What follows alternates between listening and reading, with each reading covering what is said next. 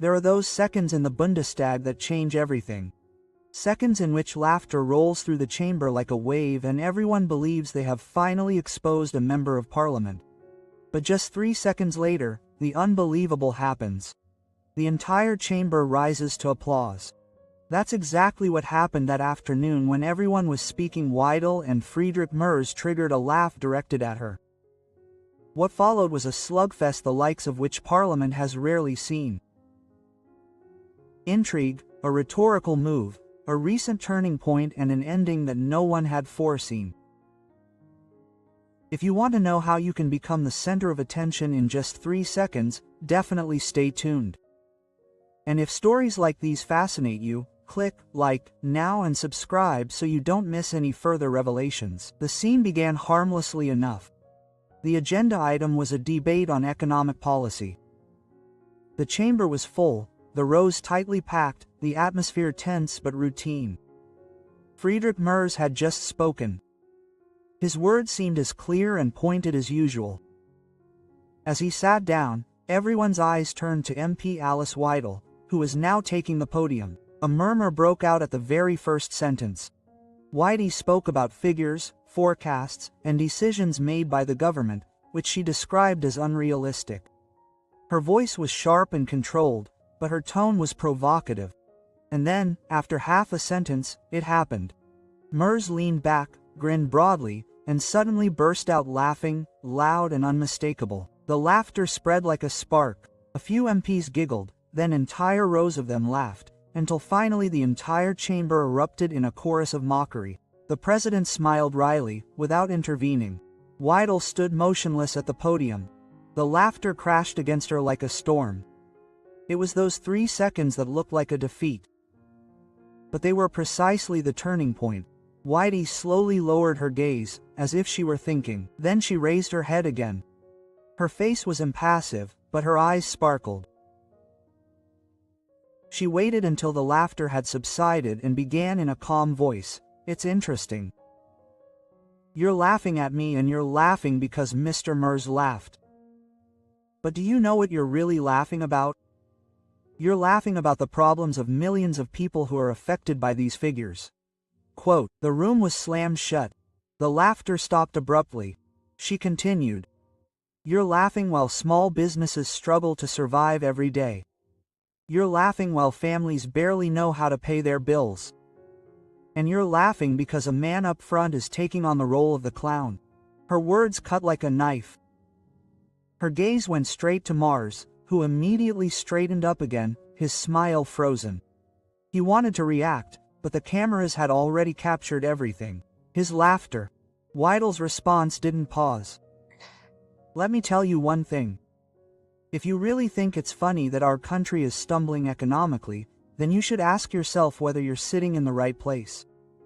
A murmur went through the rows. Journalists took notes frantically, the cameras zoomed in. Within seconds, the atmosphere had changed. Laughter had turned to consternation, but that was only the beginning. Because Weidel suddenly reached out from under her papers and pulled out a document. Not a piece of paper with figures, but a report. She held it up here in black and white. Teresa's assessments that clearly show that even the coalition knows that their forecasts are wrong. And yet they laugh. The tension in the room was palpable. The initial heckling died down when Weidel began to read out passages. They were not sharp attacks, but factual quotes, and that was precisely what made them seem stronger. The forecasts are untenable, not my words, but those of their own experts. And yet they sit here and laugh. Then came the decisive moment. She put the paper aside, looked into the rows and spoke in a firm voice. Keep laughing if you enjoy it. But do you know what's happening outside? No one is laughing there anymore. People are standing in front of closed shops. Parents are seeing bills they can no longer pay. If you laugh at me, they'll laugh at you. It was quiet, dead quiet. No heckling, no guests, just everyone's eyes on her. And then the unbelievable happened. First, one of the members of parliament in the back chatted cautiously, hesitantly. Then another, then all the way in. Within 3 seconds, the picture changed. The same room that had just laughed at her was now applauding loudly and in unison. Merz sat there as if petrified. He sensed that I had removed the situation. His laughter, which had just seemed like a signal, had become a boomerang. His facial expression alone revealed that he knew that this had been a mistake that was bigger than he had realized at first. Weidel, on the other hand, stood there upright, accepting the applause, without a smile, without triumph. She acted as if she had planned for this moment, as if she had known exactly that the 3 seconds of laughter would become her stage. But behind this facade, her mind was working at full speed. She knew that this was more than just a speech.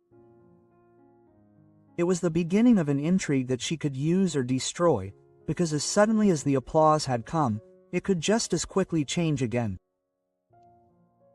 And this, my friends, is where the real story begins, because the applause was only the prelude to a series of events that would shake the Bundestag in the coming days, full of intrigue, full of twists and turns, and with an ending that no one could have foreseen.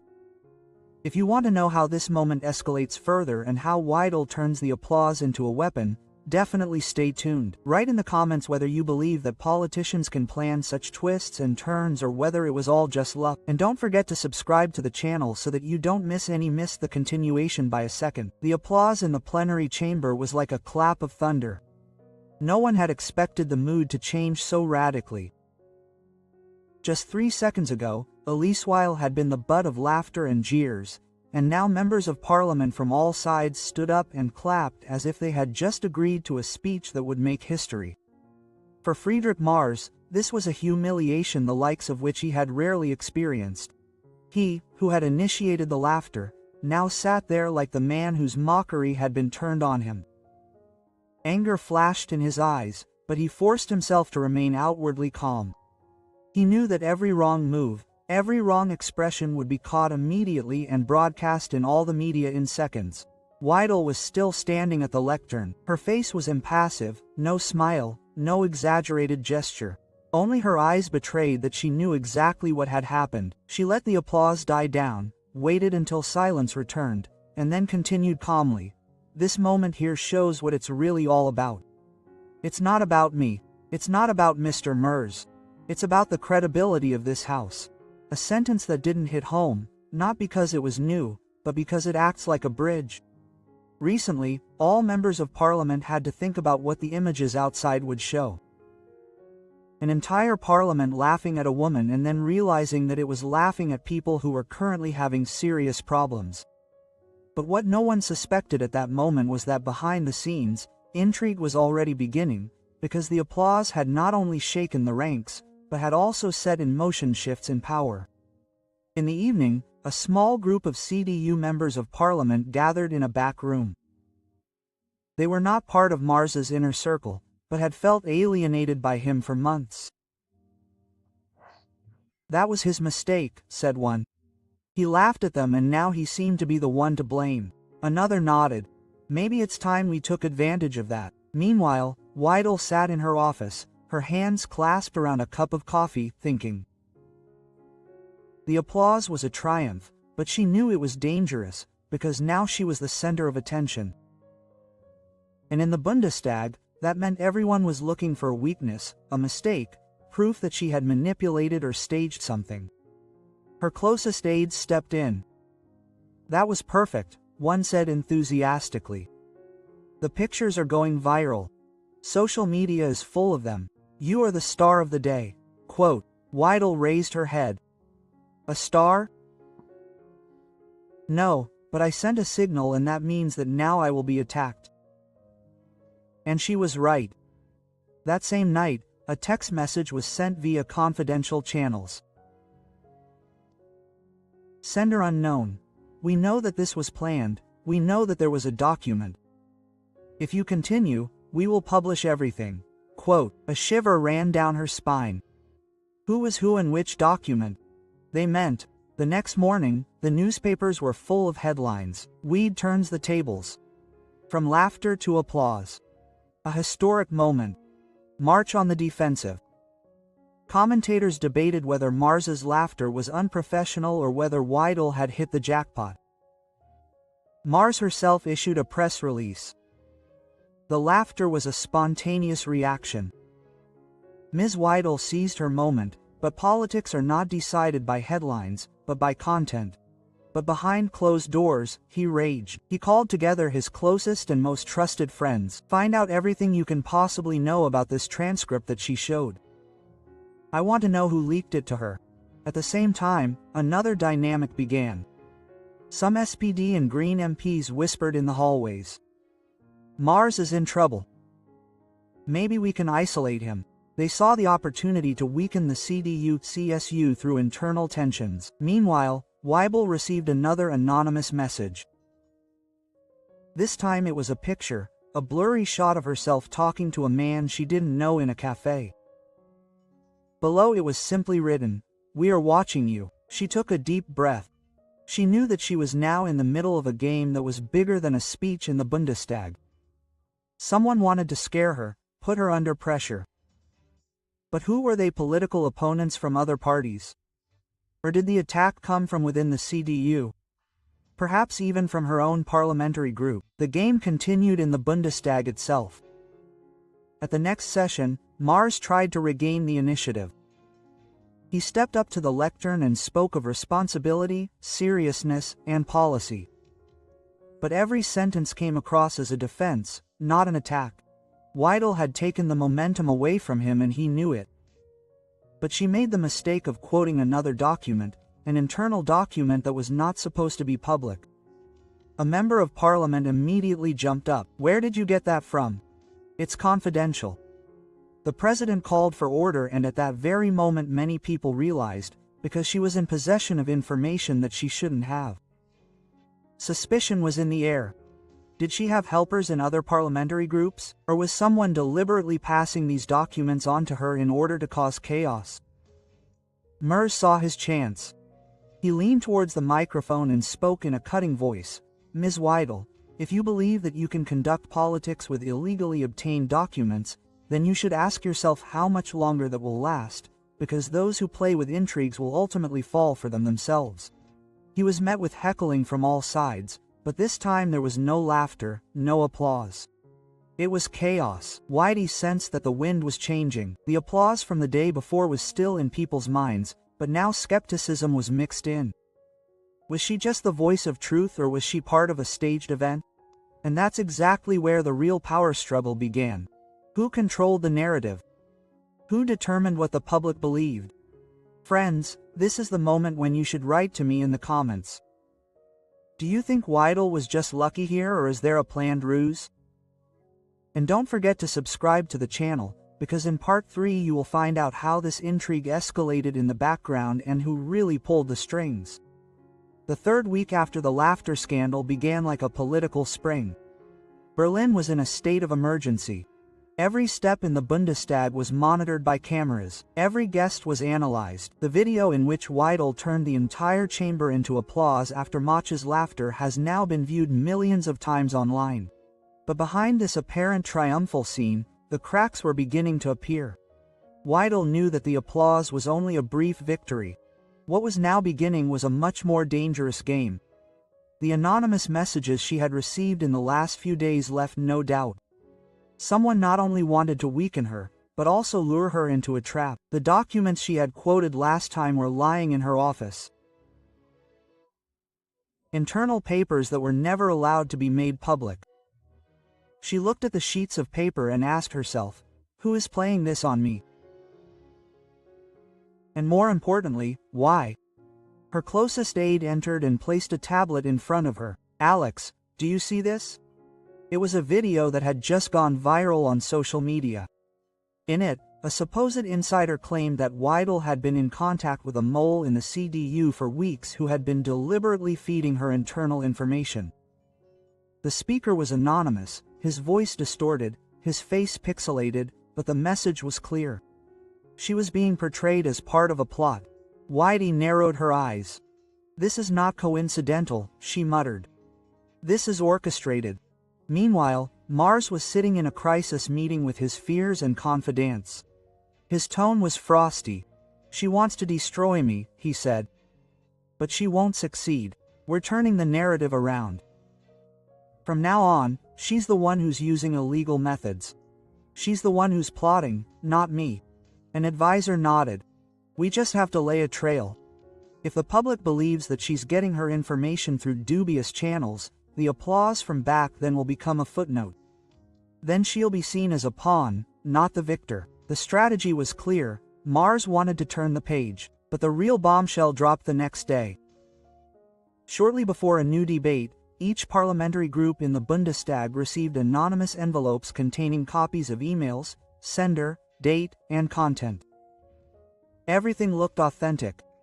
The emails showed an alleged communication between a CDU employee and Weidel's office. It said, "Here are the latest figures, use them wisely." The chamber was boiling. That's the proof, some shouted. She's being fed. The president looked pale as she called for order. Weidel reached for the microphone. Her voice was firm, but a storm was raging inside her. These emails are fake. I've never received such messages. But the interesting thing is, who has the power to circulate such forgeries? A dangerous statement, because it changed the perspective. Suddenly, people were no longer just wondering whether Weidel was guilty, but also who was orchestrating this game. Merz stepped forward, his voice sounding triumphant. Ms. Weidel, every time you are on the defensive, you talk about conspiracies, but the facts speak for themselves.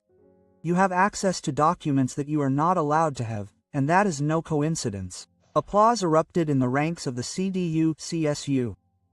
For a moment, it looked as if Mars had regained the upper hand, but then the unexpected happened.